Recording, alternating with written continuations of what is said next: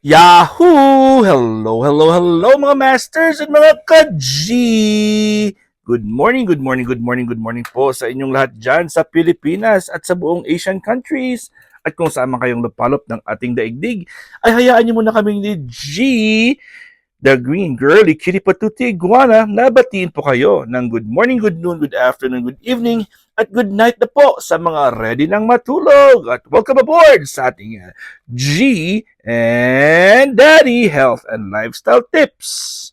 Ngayon po ay araw ng Biyernes. Ayun, Friday na naman mga masters. At kakatapos na po natin kahapon at kagabi ng ating Premier Marathon sa Bahay Kulitan. Naka-80th na po tayo. 80th Premier Marathon na po tayo ng Bahay Kulitan.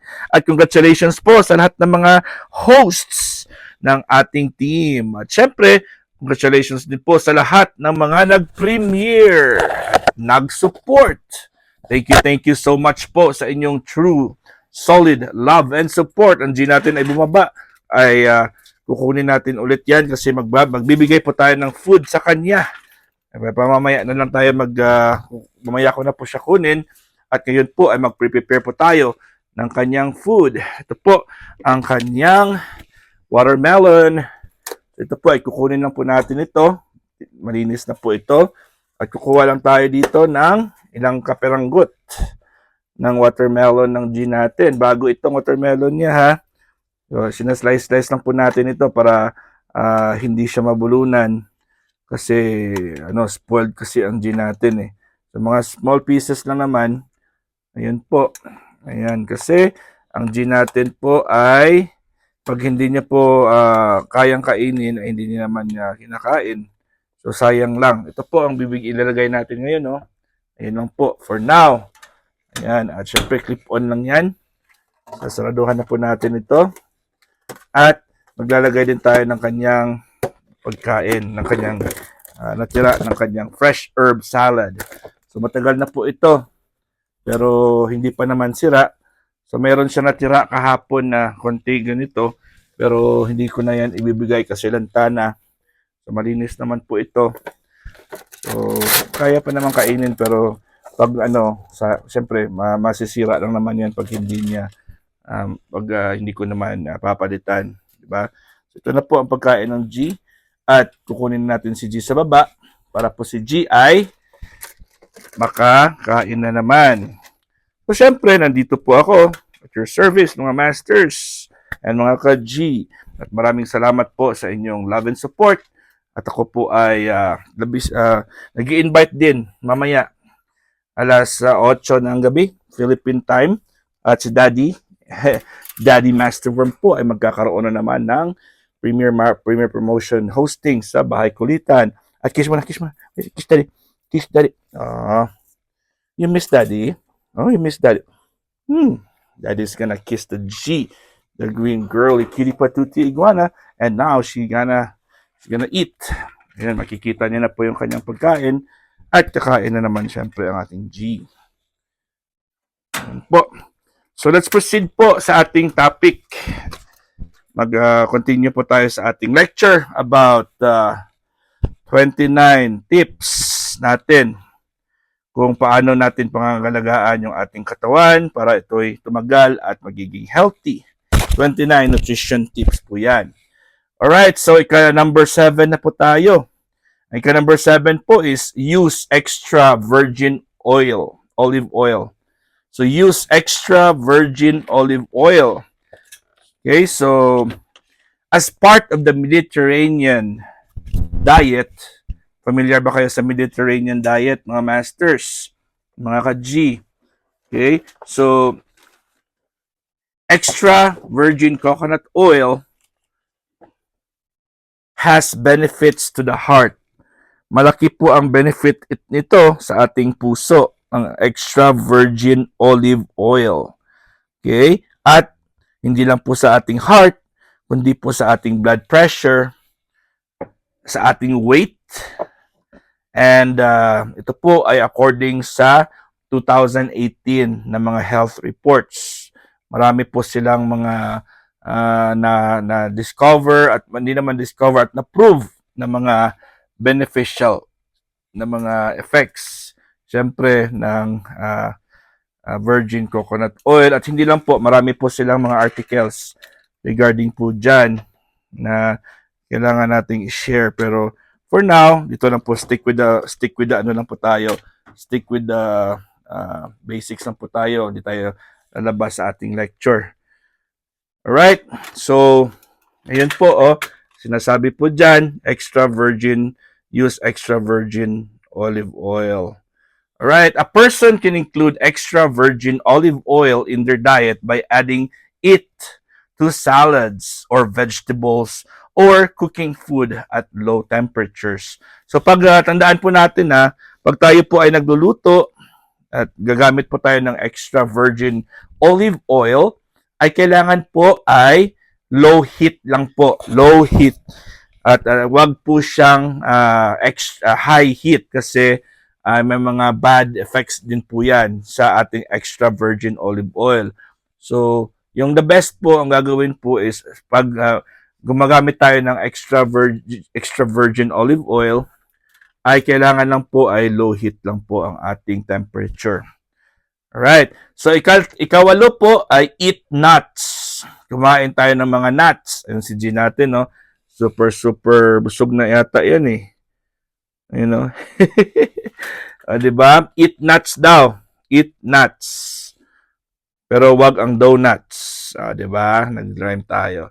According to the American Health Association, eating 1 serving of nuts daily in place of red or processed meat. Ayun tingnan nyo Instead na po kumain po tayo ng mga red meat at mga processed meat, kung nuts pala ang kakainin natin, mas maganda pala. Instead of mga meat, mga processed meat, mga french fries, at mga desserts. O imagine, yung pala yung mga pinagkakain natin. No? French fries, mga desserts, mas maganda pala kung kainin natin yung mga nuts. Walnuts, almonds, cashew. Hindi ko siguro mabibilang yung peanuts dyan kasi iba din po yung benefits ng peanuts at medyo mataba, fatty po talaga ang peanuts.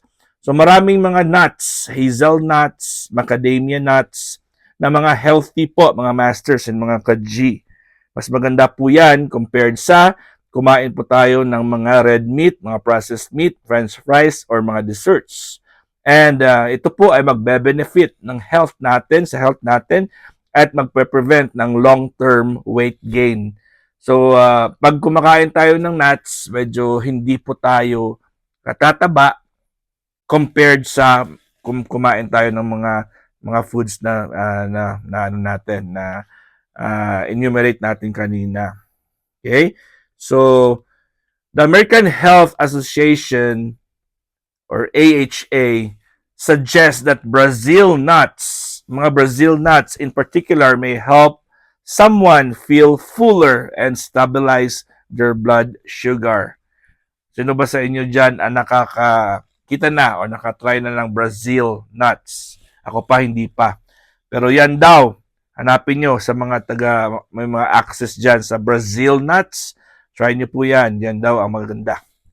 Number 9, get enough fiber. According to American Health Association, fiber can help improve blood cholesterol levels and lower the risk of heart disease, obesity, and type 2 diabetes. Ayan po mga masters and mga ka-G. Get enough fiber. So isa pa sa aking masishare ay kung papipiliin po tayo kung saan po ang ating kainin, it's either patatas, yung white or red potatoes, or ang kamote or ang sweet potatoes, or ang yams. Mas maganda ang sweet potatoes or yams compared po sa red and white potatoes. Ayun po, na-explain ko rin po yan last time sa ating lecture na kailangan pala talaga na mas piliin natin yung kamote kasi sweet potatoes are very high in fiber and they're really, really good for digestion, and especially pag meron na po tayong existing na mga health problems sa ating tiyan. Ang sweet potatoes po or kamote ay very, very good. And it's also high in antioxidants. Okay? And syempre, may dalawang kulay po yung kamote, di ba? Yung orange, Usually, yung orange yung bright orange, di ba? At yung ang ube, which is the what we call the purple yam. Okay, so dalawa po yan sila. Pag may medyo the darker, the better, and they contain what we call the anthocyanins. Anthocyanins are the colored pigments found on those particular food or fruits, and they're very very basic. They're not basic, but sensya na at ako'y nag-iimbento lang ng aking mga words. Pero ang anthocyanins po, most especially found po yan sa mga balat, sa skin po ng mga berries. Yung makikita niyo yung mga berries, very bright, yung purple, yung red, bright red, pink, yun, di ba? So, ang purpose po niyan is pinaprotect niya po ang balat or ang berries itself from oxidation process.